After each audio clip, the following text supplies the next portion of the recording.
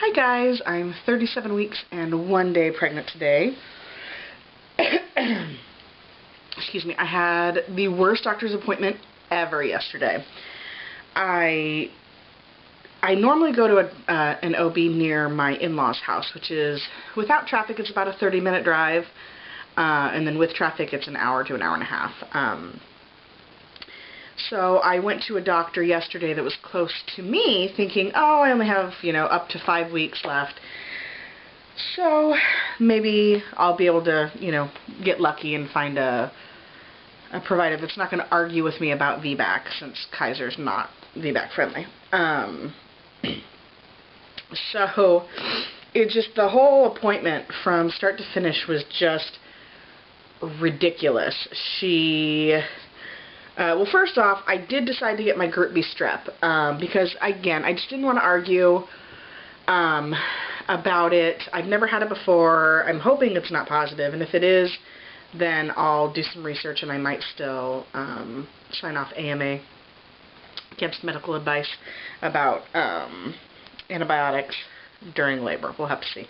Anyway, so the first thing I did was, here's the table. My legs would be facing this way, and my son was right here. So the first thing I did was move his chair near my head. Nobody wants their 5-year-old to see that. So she walks in, and she's immediately looking annoyed because it's a very tight squeeze getting in, because my son and my daughter's in the stroller. And then she goes to the computer and asking if I've had any, fluid gushing, bleeding, any worries, blah, blah, blah.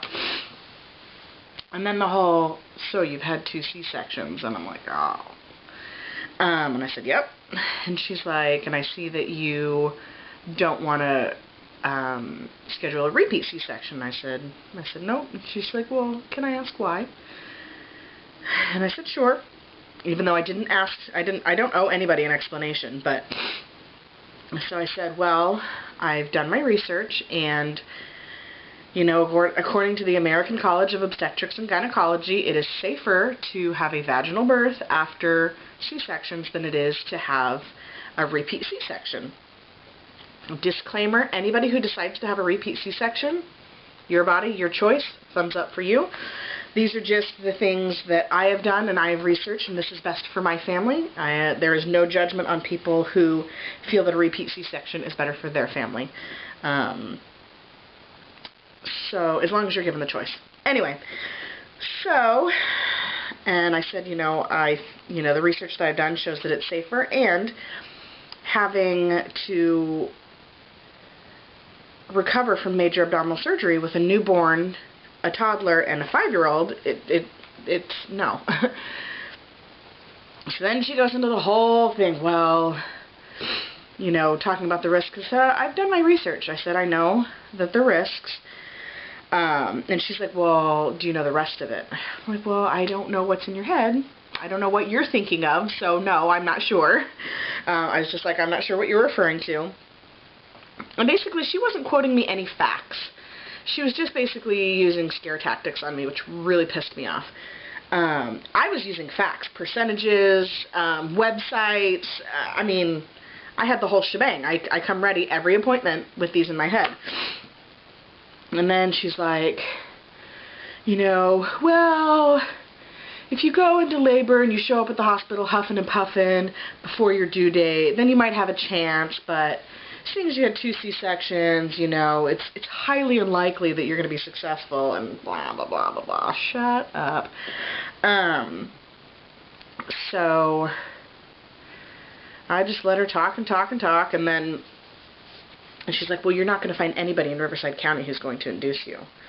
I said, I know. I said, and I don't think I'm going to find anybody in the other doctor's office either. I said, even though, according to ACOG, American College of Obstetrics and Gynecology, there is no added risk to doing a Foley bulb to help open your cervix, because it's not a prostaglandin like Cervidil or Cytotec.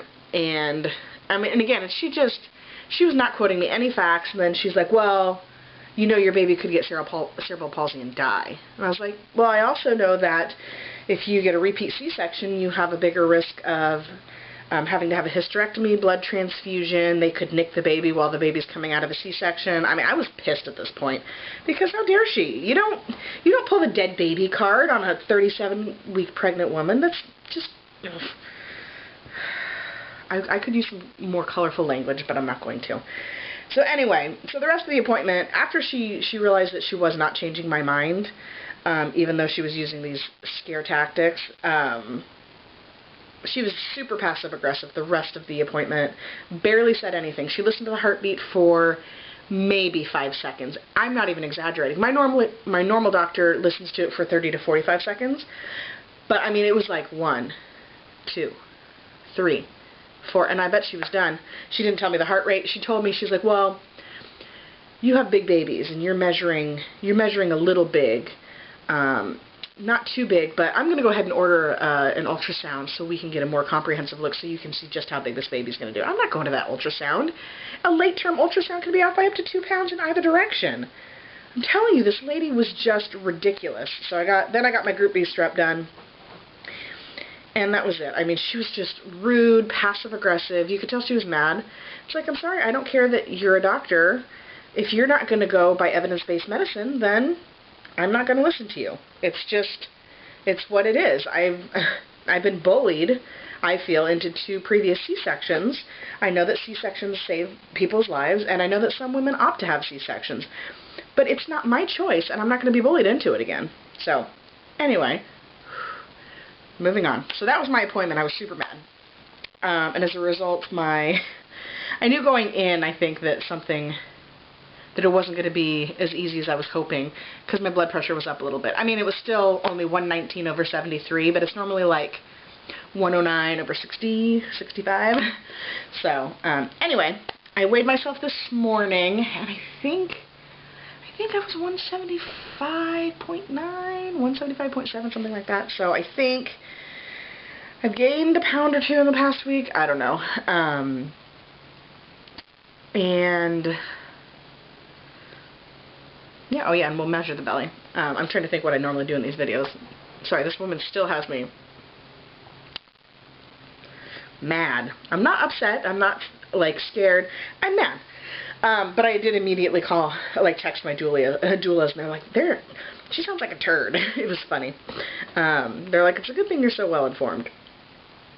But as far as symptoms go this week, still having the acid reflux. It's so much less now that I started taking that Pepcid. But I still need to take 2 to 3 Tums in the middle of the night. My husband and I went to Universal Studios 2 days ago, so Sunday, and walked around, and I was having some definite strong Braxton Hicks contractions walking back to the car, but only 3 or 4. I'm still inserting the Evening Primrose Oil vaginally, 2 1,000 milligram tablets a night, or capsules. And then usually like 2 hours later I have to get up to go to the bathroom, and then most of it comes out. I am up to 5 400 milligram capsules of red raspberry leaf tea. I have not been having significantly more Braxton Hicks than I have before. I went to my chiropractor this morning. She's telling me, she's like, man, you still look really low. Again, I don't think I look low, but then again, I don't know what that's supposed to look like. I don't feel like I look low. Still tired a lot, still having the shortness of breath from baby being in there, not like medically shortness of breath. I am, on one hand, I'm really excited to have the baby out of my body and meet the baby, but again, as I always say, it's my last one. I'm really, really, really trying to look past the discomfort to enjoy the kicks and the rolls, and remind myself that the baby is so much easier to take care of inside than outside. Originally, I was not going to pack a hospital bag, and I was just kind of trying to use that as being unprepared, and then guaranteeing that, I go into labor, and and, you know, get that vaginal birth and a fast birth, but I'm going to pack my hospital bag, let's be honest. Because I also want to make sure that we have the 2 little going away outfits, 1 boy and 1 girl, since we don't know the gender, packed, and just some comfy stuff for afterward. I am going to try to do that this week sometime. I don't know. We have a 4-day weekend this weekend. My son is out for 4 days. My husband, who's a teacher, is out for 4 days. And we have some rearranging to do in this room to make things easier for me when the baby comes, like in the middle of the night and so on and so forth. A reminder, I have the contest going, and I'll put a link for the video for the contest down below. I'm going to have it open until the end of this week, maybe Sunday. There are only 4 people that have responded so far, so it's going to make it easy on me.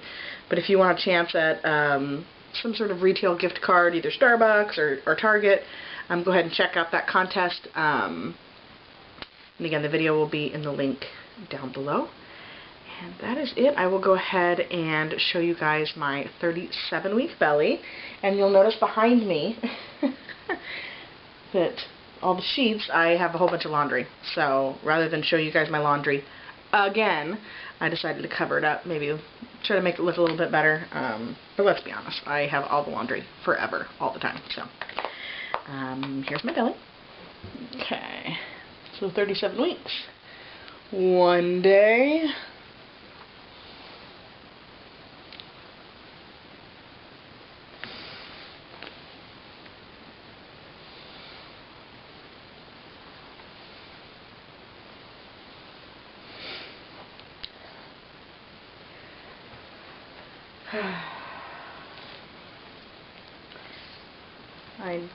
Sometimes I feel like my belly looks huge, sometimes I think it doesn't, but I just feel really full of baby.